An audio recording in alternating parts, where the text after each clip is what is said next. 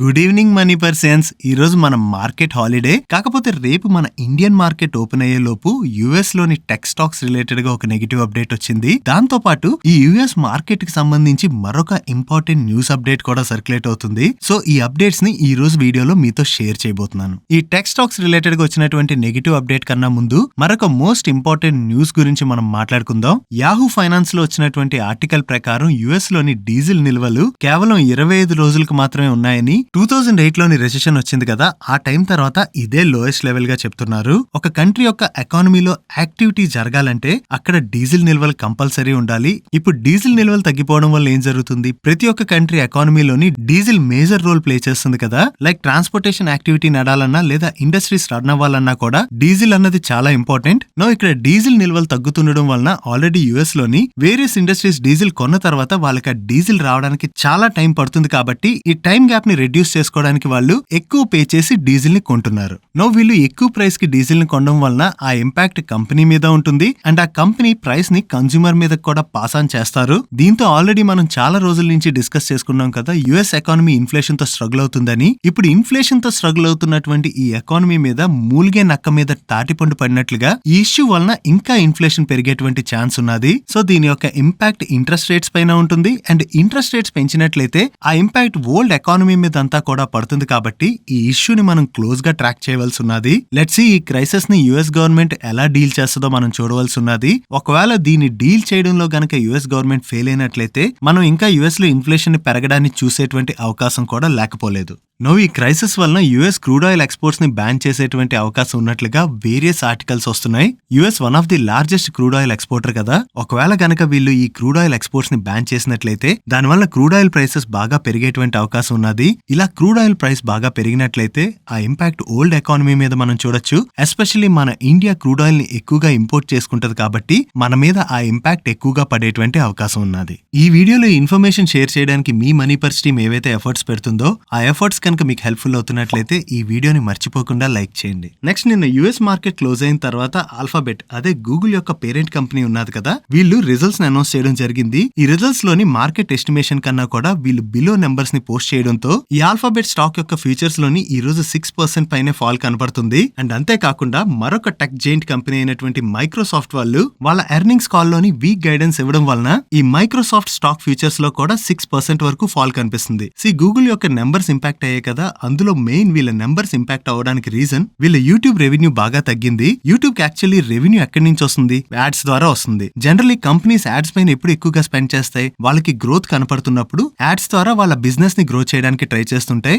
US లోని economy slow down అవడం వలన కంపెనీస్ యాడ్స్ పైన స్పెండ్ చేయడం తగ్గించాయి. ఈ యాడ్స్ పైన స్పెండింగ్స్ తగ్గించడంతో యూట్యూబ్ యొక్క రెవెన్యూస్ లోని మనం ఇంపాక్ట్ చేస్తున్నాం. అండ్ అంతేకాకుండా ఈ రిజల్ట్స్ తర్వాత గూగుల్ యొక్క సీఈఓ అయినటువంటి సుందర్ పిచాయ్ గారు మాట్లాడుతూ Q4 లోని వీళ్ళ హెడ్ కౌంట్ ఎడిషన్స్ Q3 కన్నా కూడా సిగ్నిఫికెంట్ గా తగ్గబోతున్నట్టుగా ఆయన కామెంట్ చేయడం జరిగింది. ఇలా కంపెనీస్ ఎప్పుడు వాళ్ళ హైరింగ్ ని తగ్గిస్తారు, వాళ్ళ బిజినెస్ గ్రోత్ స్లో డౌన్ అవుతుందని వాళ్ళకి అనిపించినట్లయితే ఈ హైరింగ్ ప్రాసెస్ ని తగ్గిస్తారు కదా, మనం అదే ఇక్కడ క్లియర్ గా చూస్తున్నాం. ఓవరాల్ గా అయితే ఈ ఎర్నింగ్స్ తర్వాత ఈ మేజర్ టెక్ స్టాక్స్ లో అయితే ప్రెషర్ కనపడుతుంది. దీని యొక్క ఇంపాక్ట్ రేపు మన ఇండియన్ మార్కెట్ ఓపెన్ అయిన తర్వాత మన టెక్ స్టాక్స్ మీద ఎలా ఉండబోతుందో చూడాల్సి ఉన్నది. నెక్స్ట్, మహేంద్ర అండ్ మహేంద్ర వాళ్ళు జూలై 7th రోజున వీళ్ళ 4-వీలర్ ప్యాసింజర్ ఎలక్ట్రిక్ వెహికల్ బిజినెస్ ని వీళ్ళ సబ్సిడరీ కంపెనీలోకి తీసుకురావడానికి ఒక ఓన్లీ వన్ సబ్సిడరీని ఇన్కార్పొరేట్ చేయబోతున్నట్టుగా ఒక అప్డేట్ రిలీజ్ చేశారు. దీని రిలేటెడ్ గా వీళ్ళ దగ్గర నుంచి ఇప్పుడు ఒక అప్డేట్ వచ్చింది. October 25th రోజున ముంబైలోని ఈ ఓన్లీ ఓన్ సబ్సిడరీ కంపెనీని ఇన్కార్పొరేట్ చేసినట్లుగా, దీనికి మహేంద్ర ఎలక్ట్రిక్ ఆటోమొబైల్ లిమిటెడ్ అని పేరు పెట్టినట్లుగా వీళ్ళు అప్డేట్ చేస్తున్నారు. వీళ్ళ 4-వీల్ ప్యాసింజర్ ఎలక్ట్రిక్ వెహికల్ బిజినెస్ ఏదైతే ఉంటుందో దాన్ని ఈ సబ్సిడరీ కిందకి తీసుకురాబోతున్నారు. నెక్స్ట్, టాటా పవర్ వాళ్ళ దగ్గర నుంచి ఒక అప్డేట్ వచ్చింది. ఈ టాటా పవర్ వాళ్ళ సబ్సిడరీ అయిన Tata power solar systems limited వాళ్ళు వెస్ట్ బెంగాల్, బీహార్ అండ్ జార్ఖండ్ లోని ఆఫ్ గ్రిడ్ సోలార్ సొల్యూషన్స్ ని లాంచ్ చేసినట్టుగా అప్డేట్ చేస్తున్నారు. ఈ ఆఫ్ గ్రిడ్ సోలార్ సొల్యూషన్స్ అనేవి high efficient solar modules, inverters and batteries యొక్క కాంబినేషన్. ఇవి 1 to 10 కిలోవాట్ రేంజ్ లోని 11 వేరియంట్స్ లో అవైలబుల్ లో ఉంటాయని అండ్ వీటికి 5 years వారంటీ ఉంటుందని వీళ్ళు అప్డేట్ చేస్తున్నారు. అంటే ఏంటంటే ఇన్వర్టర్స్ అండ్ బ్యాటరీస్ ని మనం పవర్ బ్యాకప్ కి యూజ్ చేస్తుంటాం కదా, దాన్నే వీళ్ళు టాటా పవర్ సోలార్ సిస్టమ్స్ వాళ్ళు లాంచ్ చేసినట్టుగా వీళ్ళు చెప్తున్నారు. నెక్స్ట్ ఈ రోజు కొన్ని ఇంపార్టెంట్ రిజల్ట్స్ వచ్చాయి. ఈ రిజల్ట్స్ ఎలా ఉన్నాయి మనం ఇప్పుడు చూద్దాం. ముందుగా డాబర్ వాళ్ళ నెంబర్స్ ఎలా ఉన్నాయో చూద్దాం. ఇయర్ ఆన్ ఇయర్ బేసిస్ లో వీళ్ళ రెవెన్యూస్ లో 5.99% గ్రోత్ డెలివర్ చేసినట్లయితే ఎబిటాలో 3.22% డ్రాప్ కనిపిస్తుంది అండ్ ప్యాట్ లో 2.86% డ్రాప్ కనిపిస్తుంది. And even year on year basis లో వీళ్ళ ఎబిటా మార్జిన్స్ లోను అండ్ అలాగే ప్యాట్ మార్జిన్స్ లో కూడా డ్రాప్ కనిపిస్తుంది. బట్ ప్రీవియస్ క్వార్టర్ తో కంపేర్ చేస్తే వీళ్ళ రెవెన్యూస్ లో 5.81%, ఎబిటాలో 10.50% అండ్ ప్యాట్ లో 11.29% గ్రోత్ డెలివర్ చేశారు. క్వార్టర్ ఆన్ క్వార్టర్ బేసిస్ లో వీళ్ళ ఎబిటా మార్జిన్స్ లోను అండ్ ప్యాట్ మార్జిన్స్ లోను ఇంప్రూవ్మెంట్ కనిపిస్తుంది. ఇయర్ ఆన్ ఇయర్ బేసిస్ లో వీళ్ళ రెవెన్యూస్ లో నియర్లీ 6% గ్రోత్ కనపడుతున్నా ఎబిటా అండ్ ప్యాట్ లో ఇంపాక్ట్ కనపడుతుంది కదా, దానికి గల రీజన్ చూద్దాం. లాస్ట్ ఇయర్ సేమ్ క్వార్టర్ తో కంపేర్ చేస్తే వీళ్ళ మెటీరియల్ కాస్ట్ బాగా పెరిగిపోయింది అండ్ దాంతో పాటు రిమైనింగ్ ఎక్స్పెన్సెస్ కూడా కొంత పెరగడంతో ఓవరాల్ గా వీళ్ళ ఎక్స్పెన్సెస్ ఈ క్వార్టర్ లో బాగా పెరిగాయి. దాంతోనే లాస్ట్ ఇయర్ సేమ్ క్వార్టర్ తో కంపేర్ చేస్తే వీళ్ళ ప్యాట్ లో మనకి ఇంపాక్ట్ కనిపిస్తుంది. ఓవరాల్ గా డాబర్ వాళ్ళ నెంబర్స్ లోని క్వార్టర్ ఆన్ క్వార్టర్ బేసిస్ లో గ్రోత్ డెలివర్ చేసిన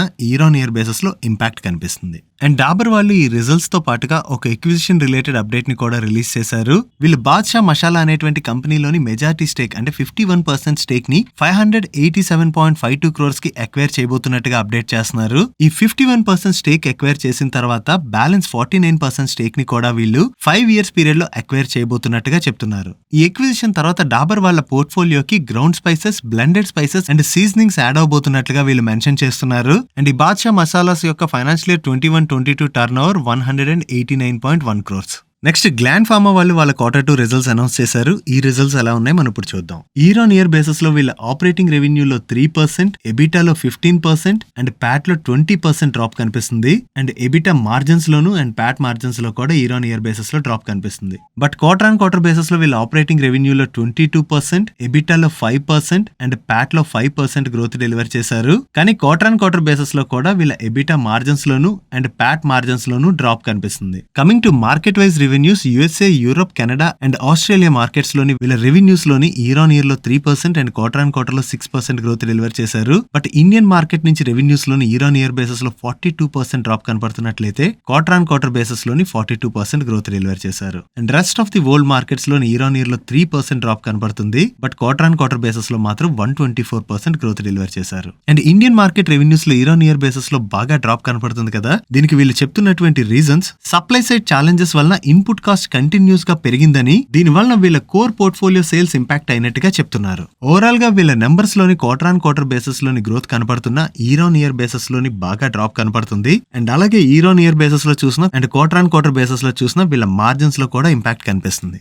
next textiles, real estate, paper and pulp segments లోని బిజినెస్ ను ఆపరేట్ చేసేటువంటి century textiles and industries limited వాళ్ళు వాళ్ళ Q2 నెంబర్స్ రిలీజ్ చేశారు. ఆ నెంబర్స్ ఎలా ఉన్నాయి మనం ఇప్పుడు చూద్దాం. ఇయర్ ఆన్ ఇయర్ బేసిస్ లో వీళ్ళ రెవెన్యూస్ లో 21.61%, ఎబిటాలో 60.66% అండ్ ప్యాట్ లో 59.38% గ్రోత్ డెలివర్ చేశారు. ఈవెన్ ఎబిటా మార్జిన్స్ లోను అండ్ ప్యాట్ మార్జిన్స్ లోను మంచి ఇంప్రూవ్మెంట్ కనిపిస్తుంది. Coming to quarter on quarter comparison, వీళ్ళ ఆపరేటింగ్ రెవెన్యూలో 3.58%, ఎబిటాలో 28.96% అండ్ ప్యాట్ లో 54.12% గ్రోత్ డెలివర్ చేశారు. క్వార్టర్ ఆన్ క్వార్టర్ బేసిస్ లో కూడా వీళ్ళ ఎబిటా మార్జిన్స్ లోను అండ్ ప్యాట్ మార్జిన్స్ లోను మనకి ఇంప్రూవ్మెంట్ కనిపిస్తుంది. Coming to segment wise numbers, ఈ క్వార్టర్ లోని పల్ప్ అండ్ పేపర్ సెగ్మెంట్ యొక్క రెవెన్యూస్ లో వీళ్ళు మంచి గ్రోత్ డెలివర్ చేశారు. అండ్ ప్రాఫిట్స్ లో కూడా ఈ క్వార్టర్ లో వీళ్ళ పల్ప్ అండ్ పేపర్ సెగ్మెంట్ లోని మంచి గ్రోత్ డెలివర్ చేశారు. నెక్స్ట్ ఆర్పీజీ గ్రూప్ కి చెందినటువంటి PCBL అంటే ఫిలిప్స్ కార్బన్ బ్లాక్ లిమిటెడ్ వాళ్ళు వాళ్ళ Q2 నెంబర్స్ రిలీజ్ చేశారు. ఈ నెంబర్స్ ఎలా ఉన్నాయి మనం ఇప్పుడు చూద్దాం.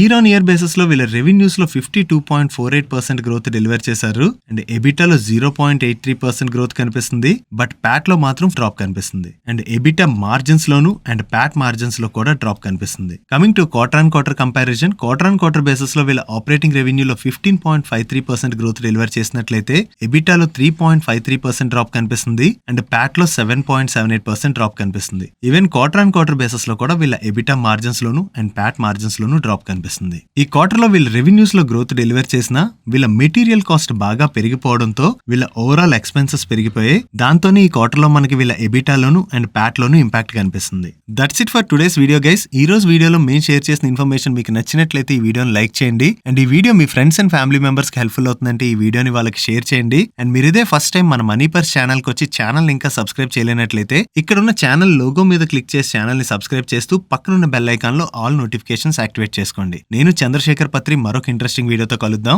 Good night.